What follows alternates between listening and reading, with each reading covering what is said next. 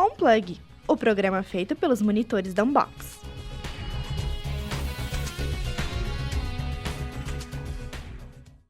Olá pessoal, muito bom encontrar vocês mais uma vez aqui na Plug Rádio USCS. Sejam muito bem-vindos e muito bem-vindas. Esta é a edição da On-Plug desta sexta-feira, 3 de outubro de 2025. Eu sou a Laura Mosca. E eu sou a Pietra Gervásio. Fiquem ligados nas notícias da semana, esportes, giro USCS e muitas dicas culturais para poderem aproveitar o fim de semana. Bebidas adulteradas com metanol causam mortes e deixam a população da Grande São Paulo em alerta. No giro USCS, detalhes sobre o funcionamento do Hospital Veterinário da Universidade. Brasil encerra a participação no Mundial de Natação Paralímpica em Singapura com desempenho histórico. Muito se fala da ONU, mas você sabe para que servem as assembleias desta organização mundial? Confira no quadro em pauta. É só falar o nome dele 3 vezes. Beetlejuice musical volta ao Brasil e fica em cartaz até o dia 30 de novembro. No Só Coisa Boa, Dona Iraci, de 84 anos, embarca na jornada da fluência em inglês com a ajuda do neto. Fiquem com a gente, o On-Plug está só começando. O jornaleiro não passou, mas viemos te salvar. Está no ar as notícias da semana. Enfim, estamos em outubro, o mês que se comemora o Halloween. É tempo de festas, né? Mas nesse momento é preciso ter muita cautela. Nessa terça-feira, um bar de São Bernardo foi interditado pela Vigilância Sanitária do Estado após suspeita de vender bebidas adulteradas com metanol. Pois é, a substância é altamente tóxica e já causou internações e mortes em São Paulo, incluindo 3 óbitos no município. Para você ter ideia, mesmo em doses muito pequenas, o líquido já é capaz de deixar sérias sequelas, como por exemplo a cegueira. Em São Bernardo, uma mulher de 30 anos está internada em estado grave e a cidade já registrou 3 mortes. Um homem de 38 anos, outro de 58 e outro de 45. Durante a ação, garrafas foram apreendidas e levadas para a perícia. Outros 2 bares na capital, nos bairros dos Jardins e da Moca, também foram fechados, com mais de 100 garrafas sem rótulos encontradas.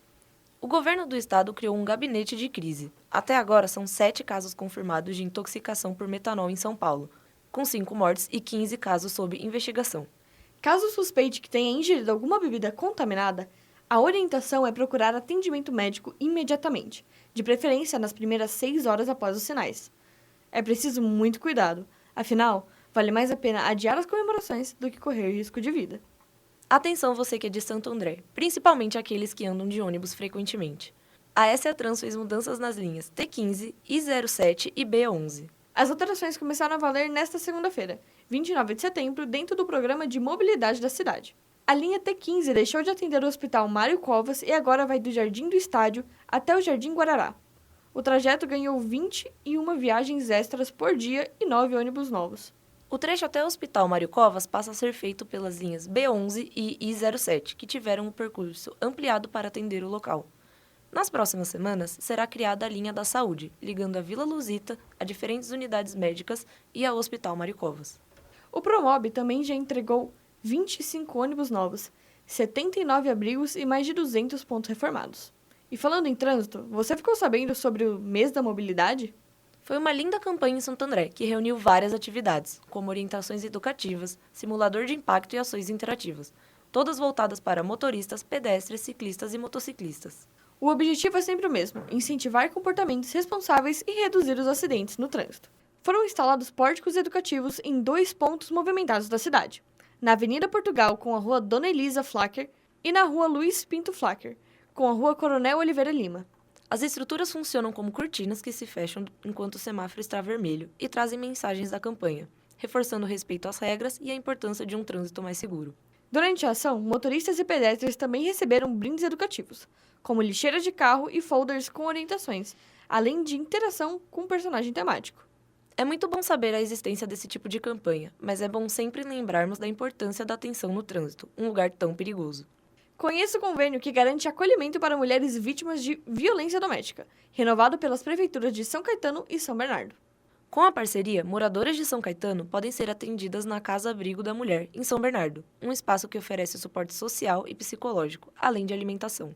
As mulheres podem permanecer no local junto com os filhos menores de idade e até com seus animais de estimação. As moradoras de São Caetano que precisarem de ajuda devem procurar o CREAS, o Centro de Referência especializado em assistência social, que fará o encaminhamento para o abrigo. Já em São Bernardo, o suporte é oferecido pelo CRAM, o Centro de Referência e Apoio à Mulher, que funciona de segunda a sexta-feira, das 8 da manhã às 5 da tarde, na rua Dr. Flacker, número 208, no centro. Além da Casa Abrigo da Mulher, que tem 20 vagas custeadas pelas 2 prefeituras, as cidades também contam com o apoio da Casa Abrigo Regional, mantida pelo Consórcio ABC, estrutura que reúne 2 unidades em lugares sigilosos que oferecem juntas outras 40 vagas de acolhimento.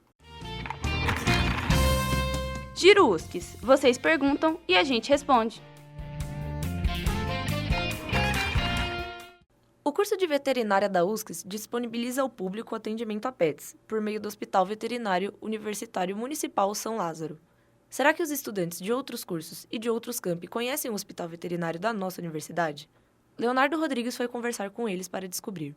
Eu conheço o hospital veterinário, sei da existência, mas eu nunca utilizei, nem sei como eu posso utilizar. Eu sei que existe o hospital veterinário, mas não sei como utilizar, né? Não tenho nenhum animal de estimação, então não conheço como funciona. Sim, eu sabia desse hospital veterinário e de utilizá-lo, eu sei que pessoas que não são de São Caetano não podem utilizar. Para mim, se oferece para a comunidade, para mim teria que ser para todos, não só para os munícipes de São Caetano. Eu acho que é muito importante a universidade ter esse serviço, porque além de integrar, né, a faculdade com a comunidade, acho que é um bom aprendizado também para os alunos que estudam e aí trabalham, né, consequentemente no hospital veterinário. Acho que serve como uma boa experiência para a carreira. E eu acho muito legal dar essas oportunidades para os alunos aprenderem na prática e, além disso, ajudarem, né, a comunidade fazendo os atendimentos. Eu acho isso uma coisa muito legal e interessante, esse serviço que a faculdade oferece. Você mesmo, estudante, que saiba desse serviço, ir lá levar o seu pet, ou até mesmo de fora a comunidade saber disso, já que é um hospital veterinário que pode ser perto da sua casa e tudo mais. Então, eu acho uma coisa muito interessante ter esse serviço na faculdade. Depois de ouvir os estudantes, Leonardo Rodrigues foi conversar com Renato Gonçalves, médico veterinário e diretor do hospital, sobre o funcionamento da unidade. Lançado em 18 de março de 2023, o Hospital Veterinário Universitário Municipal São Lázaro da USCS foi o primeiro do ABC a oferecer atendimentos clínicos e cirúrgicos gratuitos para cães, gatos e animais de grande porte. Ele também serve como importante campo de estágio para os alunos de medicina veterinária da USCS. Ao longo de todo o ano passado, o Hospital Veterinário da USCS realizou quase 15 mil atendimentos. Léo, o que mais a gente pode saber sobre o Hospital para Pets e sobre cuidados com os nossos cães, gatos e outros animalzinhos? Obrigado, Laura e Pietra. Para trazer esses detalhes, converso agora com o diretor do Hospital Veterinário da USCS, Renato Gonçalves. Olá, Renato. Seja muito bem-vindo. Obrigado. Eu que agradeço o convite aí, poder participar, ajudar aí vocês. Bom, para iniciar, como o hospital equilibra a missão da prestação de serviço de alta qualidade à comunidade com a formação e prática de estudantes? Na verdade, é algo muito novo, né, na medicina veterinária. Você ter um hospital assistencial, né, municipal como o nosso, e integrado à parte acadêmica. Então, é um desafio diário para a gente, né, poder ter a parte de assistência envolvida ali, então, um grande número de pacientes que a gente atende, né, e a gente também tem esse lado voltado para os estudantes aí de último período da medicina veterinária, que eles precisam ter um acompanhamento mais de perto, né, do dia a dia do hospital. E por um lado, para os estudantes é bom, um hospital com alto fluxo de atendimento, você consegue ter uma capacidade prática e de vivência hospitalar, que é difícil você conseguir em outros hospitais. Então a gente tem que alinhar as duas coisas, né? Deixar sempre muito bem alinhado, protocolado, e a equipe tem que estar alinhada ali na parte da assistência com os pets e também com os alunos, né? É outro ponto importante aí no nosso hospital. Uhum. Bom, e aí quem pode levar o pet até a unidade e quais são os documentos necessários para apresentar para que o pet seja atendido? Atualmente o hospital veterinário ele é municipal, então a regra é que seja munícipe de São Caetano do Sul. Então a pessoa tem que morar em São Caetano, né? Tem que comprovar que mora em São Caetano e pode levar cães, gatos e pets não convencionais também para atendimento. Então o dono, né, o responsável pelo pet, precisa morar em São Caetano do Sul. E o hospital veterinário, ele é como se fosse uma unidade de pronto atendimento. Então ele é porta aberta para urgência e emergência. Uhum. São Caetano do Sul conta com uma outra unidade, com a gestão da prefeitura, que é para situações menos complexas. E essa outra unidade, que chama o BASA, né, como se fosse uma UBS animal, ela também pode encaminhar pacientes mais críticos para a gente. Então, atualmente, o hospital tem a demanda de urgência e emergência, né, a demanda da UBASA, e aí exames, cirurgias, outros procedimentos a gente realiza também. Quais são as queixas mais comuns de atendimento? E se vocês também fazem campanhas, por exemplo, de vacinação antirrábica? As vacinações são realizadas pela prefeitura, então a prefeitura tem um programa de vacinação. As queixas, a gente tem trabalho muito com pacientes idosos, então a gente tem muitas queixas dos pacientes oncológicos, da maneira geral, assim, oncologia geral, tumores de pele, tumores de mama. Temos bastante problemas endócrinos também, devido à idade dos pacientes, então a gente atende muitos pacientes velhinhos, isso é uma característica do nosso hospital. Então, patologias e doenças relacionadas à idade, né, algo mais crônico, a gente atende bastante. Agora, para ensinar o pessoal a cuidar melhor dos pets nas estações de calor, há doenças que aparecem especificamente, por exemplo, na primavera e verão? Não existe doenças específicas assim, né? O que a gente tem, por exemplo, que agora nessa época do ano acaba aumentando, a gente percebe um aumento, são aumento de ectoparasitas, principalmente carrapato. E aí o carrapato transmite uma doença, né, que chama erliquiose para os cães. Então, nessa época do ano, a gente tem um aumento significativo da população de carrapato, vamos colocar assim. Então, esse cuidado com o ectoparasita é muito importante para o cão. Não é que todo carrapato transmite a doença, mas se esse carrapato estiver contaminado, ele vai transmitir a erliquiose. Uhum. A erliquiose é uma doença que ela afeta muitas plaquetas, e se estiver associada à babesiose, que é uma outra doença também transmitida pelo carrapato, pode dar junto uma anemia nesse paciente. E é uma doença bastante grave. Quando diagnosticada no comecinho, o tratamento é bastante eficaz. Mas quanto mais tempo demora para esse diagnóstico, existe também um outro lado de uma doença mais grave, né, uma doença mais difícil de controlar. Então a gente tem uma grande quantidade de pacientes devido ao calor, ao verão, ao aumento do ectoparasita, do carrapato, aumenta esse tipo de doença. Também a gente tem que tomar muito cuidado com queimadura. É algo que a gente sempre preza nessa época do ano, né? Então, vai ser com o cachorro na rua, primeira coisa é sair descalço. Se para você está desconfortável, para o cachorro também está. Então, evita como nós pessoas, né? Então, se você ligar a televisão, ver uma internet, não pode sair na sol até as 10 da manhã, tudo bem, depois das 10 não pode. Mais ou menos a gente usa pode linkar isso com os pets. Então, vai sair, vai passear, vai descalço, coloca o pé no chão. Tá quente para você? Tá desconfortável? Então, para você tá desconfortável, para o pet também tá. Então, a gente tem uma grande quantidade de pets que acabam tendo queimaduras nos coxins, porque aparentemente você olha o coxinho de um cachorro, parece, não, é super tranquilo, pode andar, ele aguenta o calor. Mas não aguenta e pode sofrer queimaduras. E às vezes o pet, o cachorro, eles correm com os tutores em parques, praças. A gente vê, por exemplo, aqui em São Caetano, num domingo de sol, os cachorros correndo na avenida. Isso é bastante prejudicial, né? Sem contar a parte de desidratação, que eles desidratam, assim como nós também desidratamos. Uhum. Também tem a questão do sol e do calor, que pode queimar os coxins. Então a gente sempre orienta tomar bastante cuidado, principalmente em dias mais quentes. Tem outras dicas que o senhor pode dar para os tutores para evitar esses problemas com o calor? Eu gosto bastante de espalhar vários potes de água pela casa. Então, às vezes, o cachorro ou o próprio gato também tem maior dificuldade de tomar água. Então, espalha os potes pela casa de água e se estimula o pet a tomar água.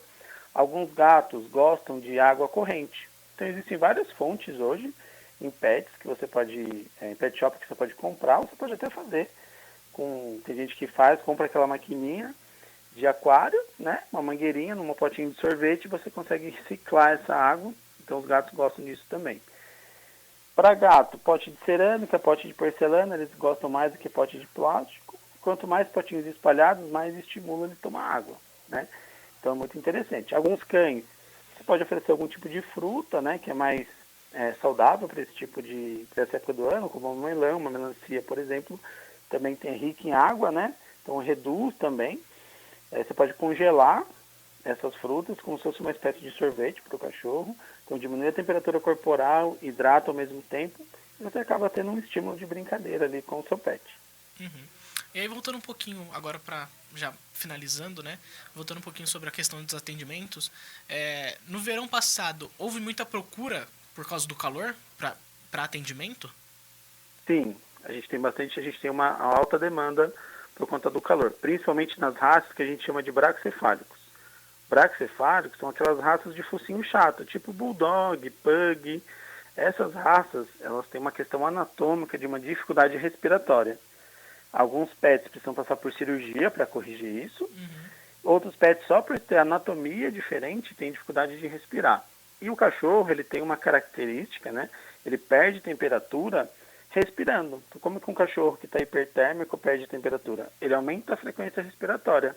Ele fica ofegante. Para um cachorro que não é braquicefálico, ele vai ficar um pouco mais cansado. Para um cachorro que é braquicefálico, tem dificuldade de respirar, isso pode se tornar muito, muito grave. Agradecemos a participação de Renato Gonçalves aqui no Júri USCS. Muito obrigado. Eu que agradeço. Volto com vocês, Laura e Pietra. Obrigada, Léo. E você, tem alguma dúvida ou sugestão? Escreva para nós por meio das caixinhas colocadas no story do Instagram da ICRIA, sempre às terças e quintas. E pergunte o que você quer saber que a gente responde aqui no Giro USCS. Bora lá, participe! Se liga que agora é a hora dos esportes.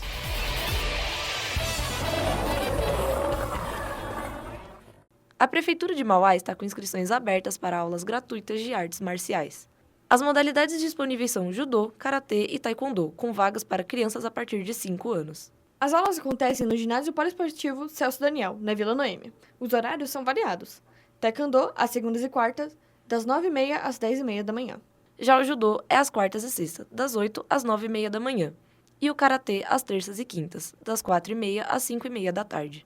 As inscrições devem ser feitas na Secretaria do Esporte e Lazer, na Rua Gabriel Marques, número 70, também na Vila Noêmia. Mais informações pelo telefone 4512-7797. Repetindo, 4512-7797. E atenção! Quem está começando não precisa se preocupar com o kimono, basta ir de roupa esportiva para já participar das aulas. Os atletas do SESI São Bernardo fecharam o Campeonato Sul-Americano Juvenil de Desportos Aquáticos com performance de destaque. A equipe conquistou 29 medalhas, entre elas 20 de ouro, 5 de prata e 4 de bronze, e quebrou 10 recordes do campeonato, contribuindo de forma decisiva para o título geral do Brasil. Cauã Carvalho venceu os 100 metros peito juvenil B, com 1 minuto, 1 segundo e 30 milésimos, marcando um novo recorde. E ainda brilhou nos 50 metros peito com a marca de 27 segundos e 94 milésimos, novo recorde sul-americano. No revezamento 4 por 100 metros livres masculino, com a participação de Gabriel Machuco, o time também levou o ouro com um recorde de 3 minutos, 18 segundos e 93 milésimos. Machuco destacou-se nos 200 metros medley, com um tempo de 2 minutos, 2 segundos e 10 milésimos, além de entregar revezamentos campeões e recordistas. No feminino, Júlia Ariosa teve papel importante nos revezamentos vitoriosos e recortistas do SESI.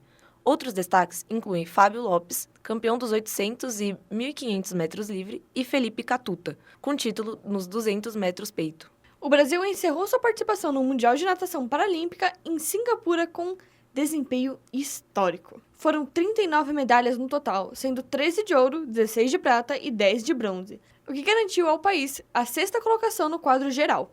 Entre os destaques estão Carol Santiago e Gabriel Araújo, que juntos conquistaram 6 ouros, além da jovem Alessandra Oliveira, de 17 anos, que quebrou o recorde mundial nos 100 metros peito. O Brasil também brilhou nos revezamentos, garantindo 2 ouros. Com esse resultado, a natação paralímpica brasileira mostra força e segue em preparação rumo a Los Angeles 2028.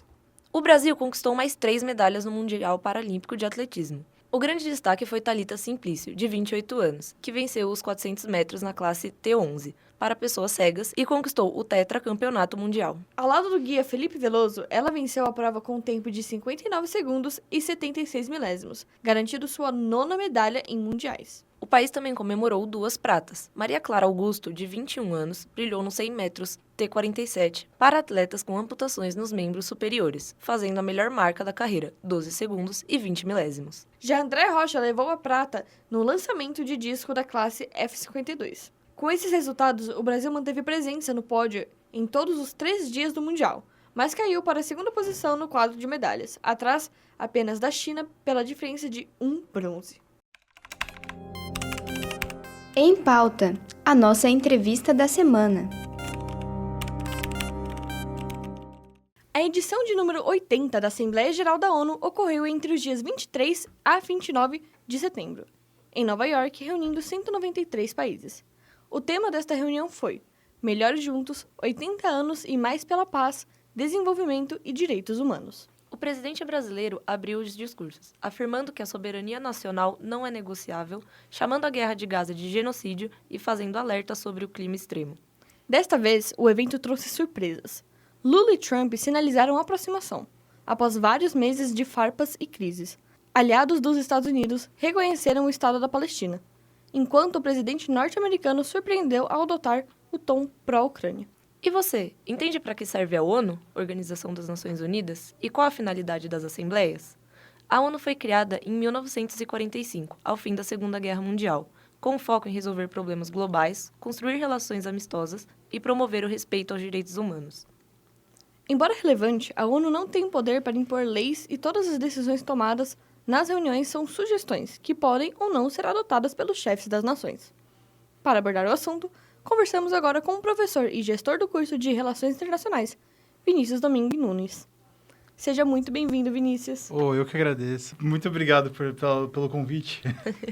É um prazer te receber aqui. Qual o principal objetivo das Assembleias Gerais da ONU, já que ela não tem poder de decisão, e de que forma elas impactam as relações entre países? Bem, se a gente bem pensar, a ONU vem como uma espécie de ar fresco da diplomacia mundial quando ela nasce. Tudo bem, ela surge após uma Liga das Nações, que era meio que uma pré-ONU que surgiu pós-Primeira Guerra, mas se a gente considerar que seja 40 anos antes da própria ONU, nenhum país tinha um lugar para sentar e conversar com os outros. Então, quando a gente pensa que você tem uma Assembleia Geral, ou que algumas pessoas teóricos da área chamam de Congresso Perpétuo, um congresso que nunca para de acontecer, eternamente tendo conversas e reuniões diplomáticas e assuntos, pelo menos a gente consegue ver que a Assembleia Geral da ONU, ela serve muito para você trazer um tema e poder conversar com todos ao mesmo tempo e quebrar um pouco aquela ideia de conversa um a um que a diplomacia trazia e mais do que a diplomacia secreta trazia entre países que conversavam e não deixavam nada claro para o resto do mundo. Já aproveitando a sua resposta, me responde como que a ONU busca promover a paz, o desenvolvimento e os direitos humanos no cenário internacional? Eles sempre vão ser pró-paz e direitos humanos e proteção ao meio ambiente.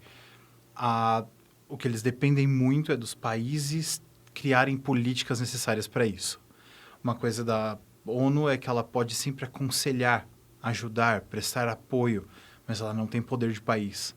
Ela não tem as capacidades que um país tem, não tem a população que um país tem. A ONU sempre vai ser dependente da boa vontade dos países. Então, sempre que ela vai se propor a trazer um tema, é bom que um país seja o que vai carregar aquele tema pelos outros. Senão, vai ser sempre olha, é legal falar disso, mas ninguém está falando disso. De que maneira a ONU contribui para aproximar países que têm posições políticas ou ideologias diferentes? Essa é uma parte engraçada. Algumas pessoas já ri e vão dizer, ela não faz. Ela não aproxima, ela não cria a discussão, ela cria a possibilidade de conversa. Então, um dos maiores méritos, se não o maior mérito da ONU, é poder trazer a possibilidade de conversa para os países. Como eu falei, numa assembleia, num congresso que acontece para sempre. Então, países que não concordam podem ir e falar, sem necessariamente visitar um ao outro com demonstrações de poder, com uma espécie de sensação de que você está sendo espionado o tempo todo. Dentro da ONU, você pode conversar, você pode aproximar, ou pelo menos tentar criar resoluções gerais que, eu posso não concordar, mas eu ainda saio ganhando por fazer parte disso. E aí você aproxima um pouco mais. Entendi. Voltando até um pouco na sua resposta anterior a essa, você disse que a ONU ela não tem poder de país, né? Então, explica pra gente um pouco por que as decisões da ONU ela não tem esse caráter obrigatório para os países membros? A palavra aqui, e ela vem muito sendo dita, é soberania. A soberania, eu sempre passo para os alunos com uma noção de que o país é dono de si mesmo. Então, ninguém pode tomar uma decisão legal, jurídica, sobre o seu país, sendo de fora. Então, o seu país meio que comanda a si mesmo. E para que uma resolução da ONU fosse obrigatória, o país deveria ceder uma parte meio grande dessa soberania.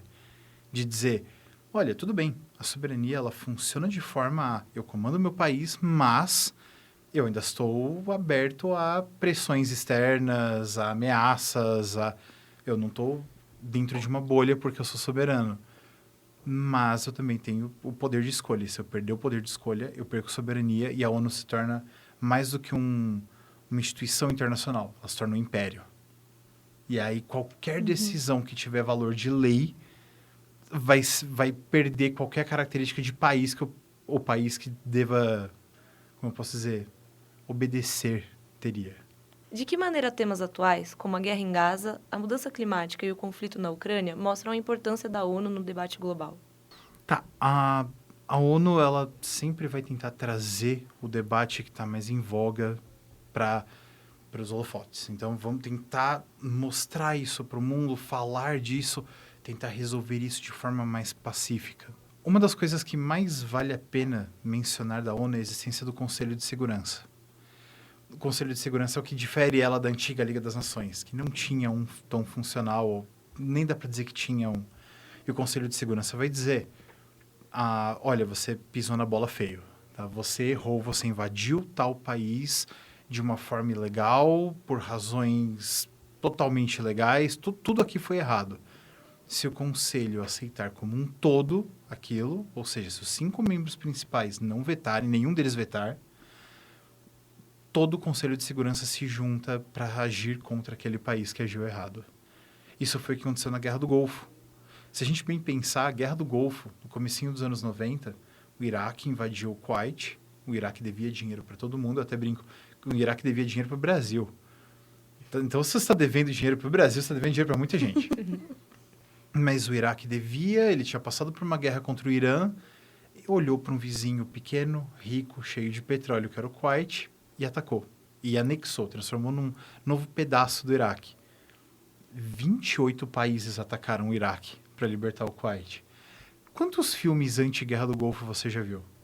Quantas músicas anti-guerra do Golfo você ouviu? Quantas matérias, documentários? Ninguém foi contra a guerra do Golfo. Os Estados Unidos foi enlouquecido para ser... A última guerra deles tinha sido o Vietnã e tinha pesado. Então, olha, essa vai ser eficiente, ela vai ser rápida, ela vai ser incrível, ela vai acabar o mais rápido que puder e tá todo mundo do nosso lado. Não tem por que alguém ser contra.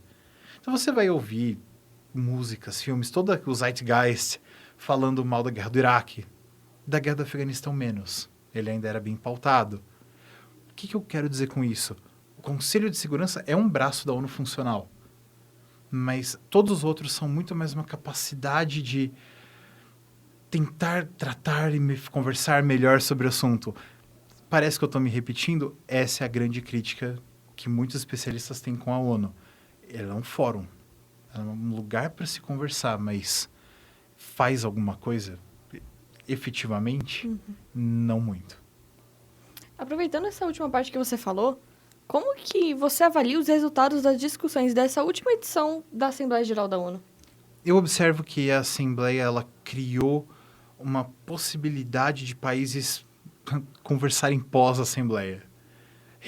Reverem posições, entenderem um pouco mais onde eles querem estar, próximos a algum país ou afastado de outro, próprio Brasil. O Brasil sempre vai na Assembleia Geral com temas bem parecidos. O Brasil sempre entra e fala de alguns poucos temas onde o Brasil se destaca. Então, nós vamos falar sobre meio ambiente, nós vamos falar sobre direitos humanos. E, principalmente, quando a gente fala desses dois temas, existem poucos países que são contra. Mesmo quando você fala de direitos humanos, o país que for contra, claramente, é um Estado que está à margem da sociedade. A gente chama de rogue state. Um Estado bandido, um Estado errado, um Estado criminoso. Então, ninguém vai se pronunciar contra. eu avalio que essa Assembleia traz um pouco de posicionamento, possibilidade de posicionamento. Você vê que a política Trump hoje, ela não sabe o que é um posicionamento, ela muda de lado constantemente e isso é parte do jogo. Isso é parte do jogo que o Trump está propondo. Então, você vai ver um posicionamento russo que não se altera, um posicionamento chinês que sempre traz uma política da boa vizinhança, até porque você não quer perder o mundo que é o seu cliente. Uhum. Então, dá para ver que muitos países ali estão começando a colocar mais temas, mais interesses, e essa foi uma assembleia que tratou de muitas crises ao mesmo tempo. A gente pode falar de Gaza, a gente pode falar de questão climática, a gente pode falar sobre questões de imigração na Europa, que pouco a pouco vai tomando mais notícias e mais europeus se envolvendo em protestos anti-pró-imigração. Então, são muitos assuntos de uma vez. E, pelo menos aqui deu para ver onde eu, como país, vou me posicionar nos próximos meses. Foi uma boa arena para se ver um panorama futuro. Agradecemos ao professor e gestor do curso de Relações Internacionais, Vinícius Domingues Nunes, pela participação aqui no Em Pauta. Muito obrigada, professor. Muito obrigada. Eu que agradeço. Cultura. Se liga na dica. Beetlejuice, Beetlejuice, Beetlejuice. O premiado Beetlejuice, o musical, retorna ao Brasil com Eduardo Sterblit interpretando o temido e cômico Besouro Suco. A superprodução, eleita melhor musical do ano em 2024 e com mais de 20 indicações aos principais prêmios da categoria, retorna agora em outubro, em uma temporada curta e com datas limitadas. O espetáculo, dirigido por Tadeu Aguiar e adaptado por Cláudio Botelho, é inspirado no clássico filme Os Fantasmas se Divertem, do diretor Tim Burton. O musical promete encantar os fãs de todas as idades com a atmosfera sombria e divertida. Além das músicas compostas por Ed Perfect e com toda a cenografia, figurino, luz, som e coreografia que criam uma experiência única. Beetlejuice, o musical, fica em cartaz até dia 30 de novembro no Teatro Liberdade, localizado na rua São Joaquim, número 129, no bairro Liberdade, em São Paulo. Para consultar as datas e os ingressos, acesse o site simpla.com.br. Jorge Aragão, um dos grandes mestres do samba com mais de 4 décadas de carreira e autor de clássicos que atravessam gerações, une sua voz marcante ao carisma de Péricles, ícone do pagode moderno e ex-integrante do grupo Exalta Samba, em um encontro que celebra o melhor da música brasileira e promete uma noite inesquecível para os fãs de ambos os estilos. O espetáculo vai trazer 2 shows completos na mesma noite, com repertórios imperdíveis, repletos de clássicos que marcaram a carreira dos 2 artistas. O show ocorrerá na sexta que vem, dia 10 de outubro, às 8 horas da noite, no Clube Atlético Aramaçã, localizado na rua São Pedro, número 345, em Santo André. Os ingressos já estão disponíveis para venda no site da Ticket 360 e conta com diversas opções de ingresso. Os preços variam de R$ 85 até R$ 240. Para os fãs de artes plásticas, o Gran Plaza Shopping traz uma exposição imperdível do pintor Van Gogh, juntamente com outros artistas do mesmo movimento artístico. O pintor holandês é um dos principais nomes do movimento pós-impressionista e sua obra se tornou um dos pilares da arte moderna. Autodidata e intensamente dedicado, Van Gogh produziu mais de 2.000 trabalhos em pouco mais de uma década, incluindo telas icônicas como Noite Estrelada, Girassóis e Quarto em Arles. A exposição mistura arte com muita tecnologia, criando ambientes imersivos que colocam o espectador dentro do universo criativo de Van Gogh e dos impressionistas. A exposição vai até este domingo e para consultar os horários e garantir os seus ingressos, acesse o site ingresso.com. O Gran Plaza Shopping fica na Avenida Industrial, número 600, no bairro Jardim, em Santo André. Nesta quarta-feira, dia 8 de outubro, às 9 horas da noite, o Palco de Teatro Municipal Paulo Machado de Carvalho, em São Caetano do Sul, recebe o espetáculo humorístico Cabral Show. O espetáculo de comédia stand-up vai reunir os humoristas Fabiano Cambota, Nando Viana, Rodrigo Marques e Thiago Ventura no mesmo palco para uma noite de muitas risadas. O Cabral Show apresenta uma atmosfera descontraída e com muitas piadas abordando diversos assuntos e situações do cotidiano.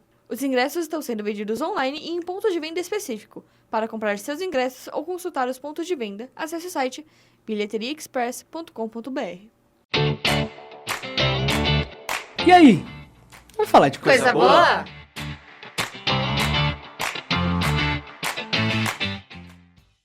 E quem disse que sonhos não podem se realizar? Dona Iraci, de 84 anos, sempre teve o desejo de aprender inglês. Com a vida difícil trabalhando na roça, a idosa nunca teve tempo para se dedicar aos estudos. Porém, agora, aposentada, decidiu seguir seu sonho com a ajuda da tecnologia. Ao descobrir a vontade da avó, seu neto de 13 anos baixou um aplicativo e decidiu se tornar seu parceiro de estudos. O garoto agora não só aprende junto, mas corrige a pronúncia da vovó enquanto se divertem. Isso que é amor e dedicação. Sempre é bom achar alguém com quem conseguimos nos comunicar. O cãozinho Zoc, antes chamado de Cotton, passou por isso na pele ao ser abandonado em um abrigo do Instituto Eliseu, em Santos, por ser surdo. Porém, o animal rapidamente cativou o casal Maiara Batista Mangolin e Jean Carlos Fenato de Oliveira, ambos também surdos, exatamente pela pequena característica do cão. Desde a adoção, no dia 13 de setembro, a adaptação tem sido feita com toda a paciência e amor do mundo. Fato comprovado com seu treinamento em Libras, que trouxe como resultado seu entendimento a sinais como sentar, deitar e esperar. Por mais famílias lindas e inclusivas como essa. O Unplug fica por aqui. Obrigado pela companhia. Eu sou a Laura Mosca e desejo um ótimo final de semana para você. E eu sou a Pietra Gervásio e desejo um excelente final de semana. Esperamos você sempre às sextas, às 5 da tarde. Estamos no Spotify e YouTube da Plug Rádio USCS. Tchau, tchau! Termina aqui mais uma edição da Unplug. Obrigada por ficarem conosco. Na próxima sexta, às 5 da tarde, tem mais.